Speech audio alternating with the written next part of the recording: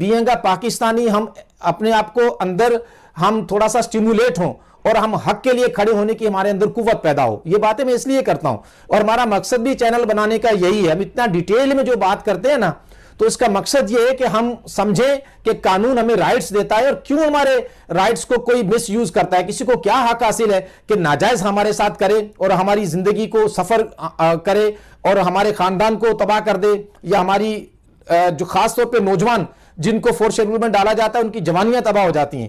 تو اینی ہو reasonable grounds اس کا ہونا ضروری ہے.